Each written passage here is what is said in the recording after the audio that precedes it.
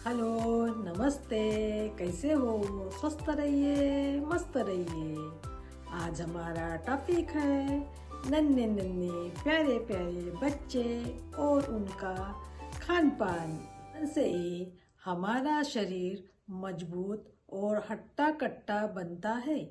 जैसे कुम्हार मिट्टी को जैसा चाहे वैसा आकार देकर एक सुंदर सा पॉट बनाता है जो सबके मन को भाता है। छोटे से नन्हे से बच्चे हमारे देश का भविष्य है। इसीलिए हर एक बच्चा सशक्त होना जरूरी है, चाहे बेटा हो या बेटी हो। नन्हे मुन्ने बच्चे हमारे देश का भविष्य है। जब भी बच्चा किसी के साथ खाना खाने के लिए बैठता है तो हम उसे बीच में ही टोक देते हैं, ये मत खाइए, वो मत खाइए, ये ज़्यादा तीखा है, ये ज़्यादा खट्टा है, ये ज़्यादा मीठा है। इसी से क्या होता है, बच्चे का खाने का मूड चला जाता है और जो भी उसे खाना चाहता है वो खा नहीं पाता है। इसी से बच्चा नर्वस भी हो जाता है। जब तक बच्चा खुद चखेगा नहीं तो उसे कैसे पता चलेगा क्या तीखा है, क्या मीठा है, क्या खट्टा है। तीखा, मीठा और खट्टा ये तीनों टेस्ट हमारे शरीर के लिए बहुत आवश्यक है। बढ़ते बच्चे के लिए पोषक आहार भी जरूरी है।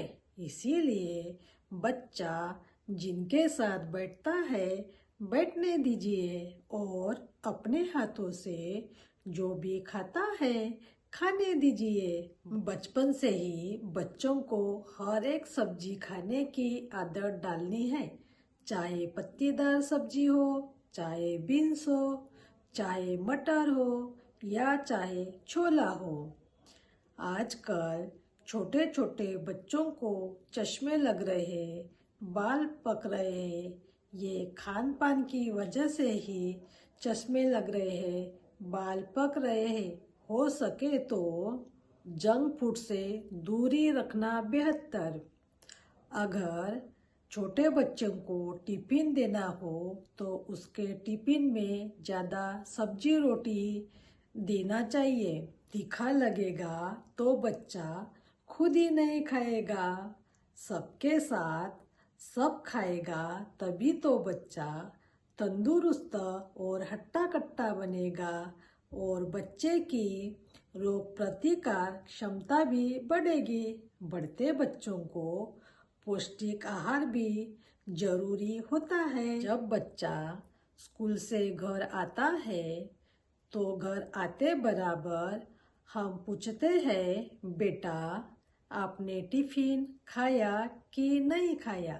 जैसे ही बच्चा घर के अंदर पैर रखता है तो हम सवालों की बरसात शुरू कर देते हैं। मैडम ने आपको क्या पढ़ाया, आज आपको क्या होमवर्क दिया, स्कूल से आपने बराबर लिख के लाया या नहीं लाया, मैडम ने आपको जो भी होमवर्क दिया था वो बराबर किया था या नहीं किया था, जो भी टिफिन आप स्कूल में लेके गए थे वो ख़त्म किया या नहीं किया। ऐसे ढेर सारे सवाल।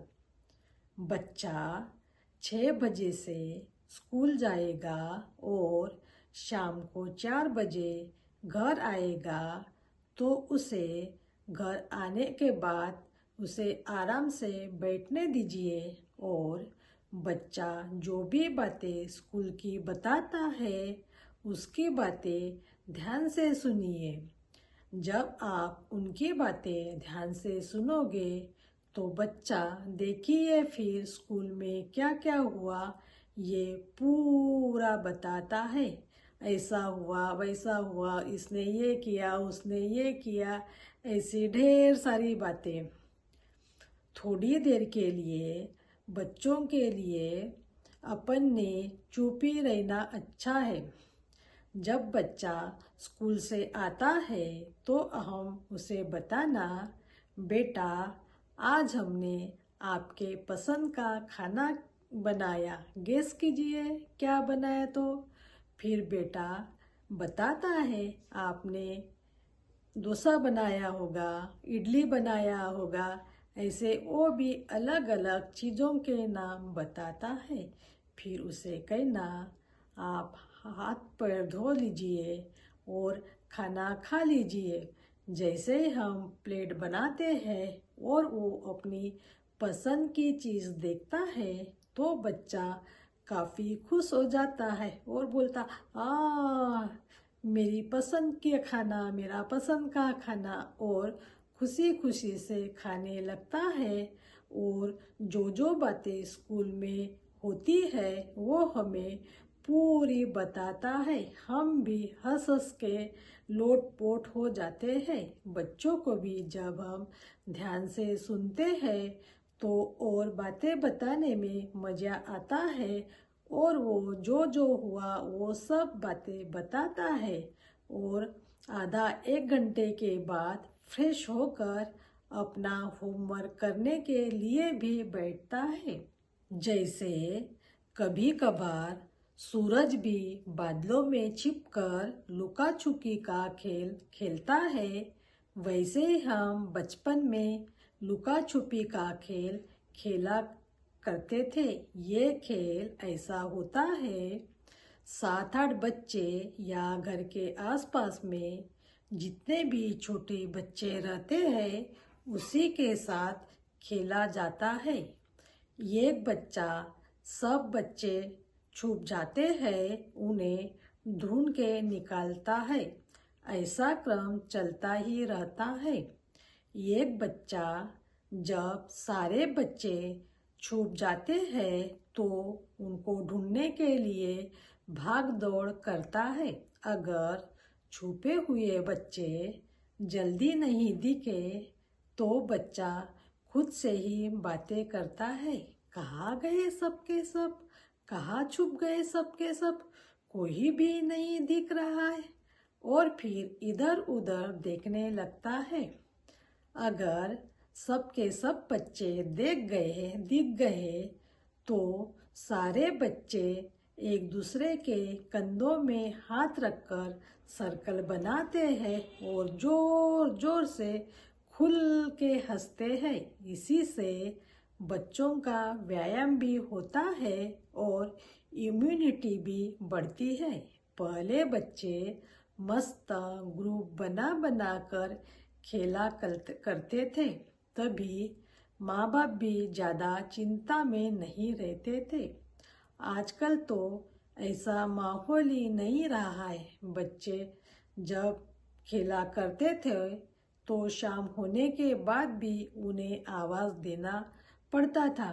जब तक घर के कोई उन्हें आवाज़ नहीं देते थे तब तक बच्चे घर में ही नहीं आते थे।